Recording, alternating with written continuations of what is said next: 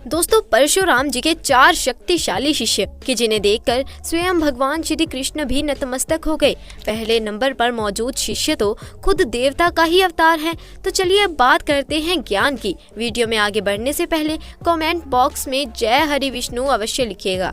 दोस्तों, रामायण और महाभारत यह 2 धर्म गाथा है जिसमें भगवान विष्णु के ऐसे भयानक शक्तिशाली अवतार मौजूद हैं जिन्हें क्रोध दिलाने से स्वयं देवता भी कांप उठते थे, जिनकी शक्ति के समक्ष कई सारी अशक्य सेना भी धरती में समा गई थी, जिन्होंने अपने पिता के खून का बदला 64 क्षत्रिय राजवंशियों को मार कर लिया था। और इनके इसी क्रोध को शांत करवाने के लिए खुद बजरंग बली ने उनसे कई महीनों तक युद्ध किया था। हम बात कर रहे हैं भगवान विष्णु के अवतार यानी भगवान परशुराम जी की, जिनकी शक्ति की कई गाथाएं आज भी जोश जगा देती हैं, जो आज चिरंजीवियों में से एक है और आज भी इस धरती पर विराजमान है। कहते हैं परशुराम जी बहुत ही क्रोधित स्वभाव के थे और अपने क्रोध को शांत करने के लिए उन्होंने महादेव का यज्ञ करने की ठानी। इन्होंने अपनी शक्तियों का सही उपयोग करने के लिए शिक्षा देने की ठानी। तब परशुराम जी ने 3 ऐसे शिष्यों को शिक्षा दी जिनको हराने के लिए खुद भगवान श्री कृष्ण को भी छल करना पड़ा। दोस्तों, परशुराम जी के ऐसे दिग्विजय शिष्य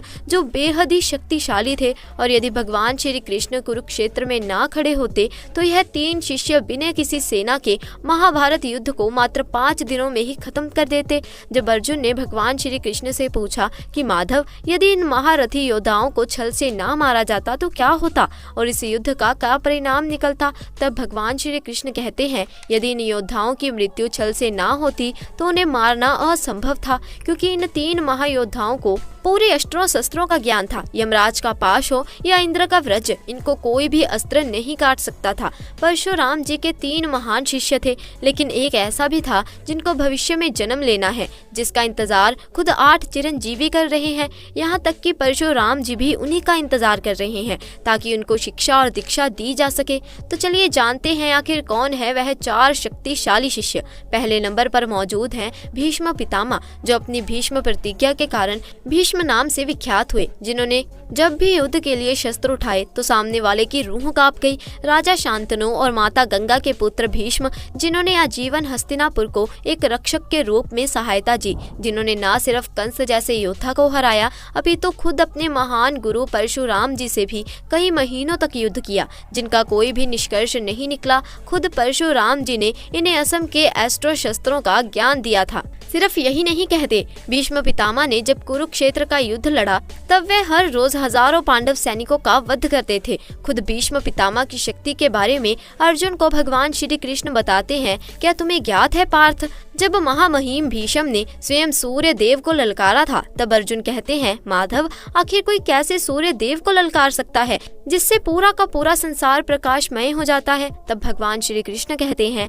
वह ऐसा कर सकते हैं क्योंकि महामहिम की शक्ति उनसे भी ज्यादा अधिक थी। सिर्फ यही नहीं, उन्हें इच्छा मृत्यु का भी वरदान प्राप्त था, और कहते हैं कि पांडवों को उन्होंने अपनी मृत्यु का रहस्य बताया था, जिसके चलते जल्द ही पांडवों ने उन्हें बाणों की शैया पर लिटा दिया, और उस तरह महाभारत खत्म होने के उपरांत सूर्य उत्तरायण हुआ और भीष्म पितामह संसार को छोड़कर चले गए। अब बात करते हैं परशुराम जी के दूसरे शिष्य की, जो बेहद ही शक्तिशाली थे। वह कोई और नहीं बल्कि खुद पांडव और कौरवों के गुरु यानी गुरु द्रोणाचार्य थे। कहते हैं गुरु द्रोणाचार्य के पास इतनी शक्ति थी कि यदि वह अपने धनुष को छोड़कर युद्ध करते तब भी वह पांडवों की आधी सेना का विध्वंस कर सकते थे, वह भी सिर्फ अपने हाथों के बलबूतों पर। गुरु द्रोण भी कई सारे अस्त्र शस्त्रों के ज्ञाता थे। उनमें इतना बल था कि वह अकेले ही कई राज्यों को जीतने की क्षमता रखते थे।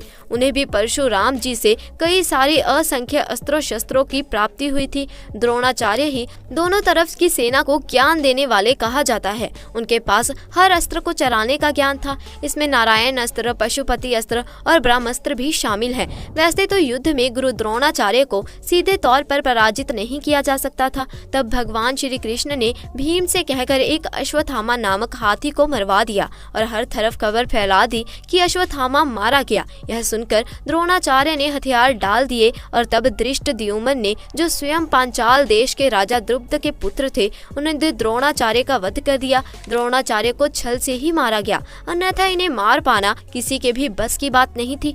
लेकिन अब बात करते हैं परशुराम जी के तीसरे शक्तिशाली शिष्य की और उनके सबसे प्रिय शिष्य की। तो ये कोई और नहीं बल्कि कि सूर्य पुत्र महारथी कर्ण थे। कर्ण ने भी भले ही परशुराम जी से झूठ बोलकर शिक्षा ली थी, लेकिन उन्हें परशुराम जी का सबसे प्रिय शिष्य माना जाता है।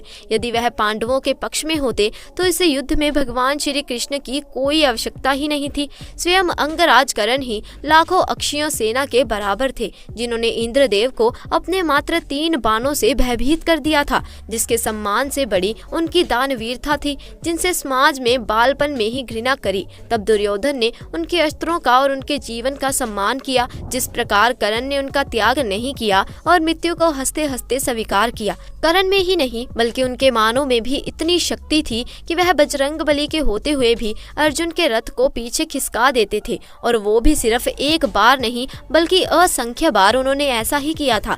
अर्जुन का रथ, जिसकी ध्वज पाठ स्वयं बजरंगबली विराजमान थे और जिनके साथ ही स्वयं भगवान श्री कृष्ण थे। सिर्फ यही नहीं, जिस जरासंध को मारने के लिए भीम को इतना समय लग रहा था, जिस भीम ने खुद भगवान श्री कृष्ण की सहायता से मारा था, वह आसानी से कर्ण के हाथों मर जाता। कर्ण ने कई बार जरासंध को परास्त भी किया था। कर्ण एक ऐसा योद्धा था जिसके बिना किसी आवश्यकता के जरासंध को परास्त करना उनके लिए बहुत ही मामूली सी बात थी। उन्हें ज्ञात था कि जरासंध की मृत्यु कैसे होगी, परंतु कर्ण ने मित्रता के कारण जरासंध को जीवित छोड़ दिया। कर्ण की तारीफ खुद भगवान श्री कृष्ण भी करते थे। वह जानते थे कि कर्ण बेहद ही शक्तिशाली हैं और उन्हें केवल और केवल छल की सहायता से ही मारा जा सकता है। कर्ण बचपन से ही सूर्य देव के आशीर्वाद स्वरूप मिले कवच और कुंडल के साथ जन्मे, जिसे छल का सहारा लेकर खुद देवराज इंद्र ने निकलवा लिया था। अगर युद्ध के समय वह कर्ण के साथ होते तो शायद कर्ण को हरा पाना किसी के भी बस की बात नहीं थी। लेकिन कहते हैं ना कि कर्ण की मृत्यु के पीछे एक श्राप था, जो स्वयं उन्हें गुरु परशुराम जी ने उन्हें दिया था। जब उन्हें पता चला कि कर्ण ने झूठ बोलकर शिक्षा ग्रहण की है, तब उन्हें विद्या भूलने का श्राप खुद परशुराम जी ने दिया था। सिर्फ यही नहीं, कर्ण ने परशुराम जी से कई सारे शक्तिशाली अस्त्रों का शस्त्रों का ज्ञान भी प्राप्त किया, जिन्हें उन्होंने समय समय पर उपयोग भी किया। लेकिन अंत में वह अधर्म की राह पर चल पड़े, जिसकी वजह से उनका भी छल पूर्वक वध हुआ। दोस्तों, अब बात करते हैं परशुराम जी के आखिरी और सबसे शक्तिशाली शिष्य की, जो खुद एक भगवान होंगे, जो स्वयं भगवान श्री विष्णु का 10वां अवतार होंगे। हम बात कर रहे हैं कल्कि अवतार की। श्रीमद् भगवत गीता में यह वर्णित है कि संभाल क्षेत्र में एक ब्राह्मण के घर कल्कि अवतार का जन्म होगा, जिसके गुरु कोई और नहीं बल्कि 8 चिरंजीवियों में से एक और इस धरती पर अभी भी मौजूद स्वयं गुरु परशुराम जी होंगे, जो उन्हें शिक्षा दीक्षा देंगे और उन्हीं से उन्हें प्राप्त होंगे कई सारे अस्त्र। कल्कि अवतार के बारे में तो हम सभी जानते हैं कि कलयुग के अंत में स्वयं काली पुरुष राक्षस को मारने के लिए ही भगवान विष्णु 10वां अवतार लेंगे, जो कि कल्कि अवतार होंगे, और उनके गुरु स्वयं परशुराम जी होंगे। ऐसा माना जाता है कि जब कलयुग अपनी चरम सीमा पर पहुंचेगा, तब विष्णु जी कल्कि अवतार लेकर कलयुग का अंत करेंगे। उसके बाद फिर धर्म की स्थापना करेंगे। कल्कि अवतार आज भी लोगों के लिए एक रहस्य है। ऐसे में हर कोई जानना चाहता है कि भगवान विष्णु अपना कल्कि अवतार कब लेंगे, कहाँ लेंगे, उनका रूप कैसा होगा, उनका वाहन क्या होगा। ऐसे तमाम सवालों के जवाब श्रीमद् भगवत गीता में मौजूद हैं। तो दोस्तों, आज के लिए बस इतना ही। आपको हमारी आज की ये जानकारी कैसी लगी, हमें कमेंट सेक्शन में आकर जरूर बताइए। साथ ही वीडियो को लाइक कीजिए, शेयर कीजिए और चैनल को सब्सक्राइब कर दीजिए। जल्द मिलेंगे ऐसी ही नई जानकारी के साथ। तब तक के लिए आपका बहुत बहुत धन्यवाद।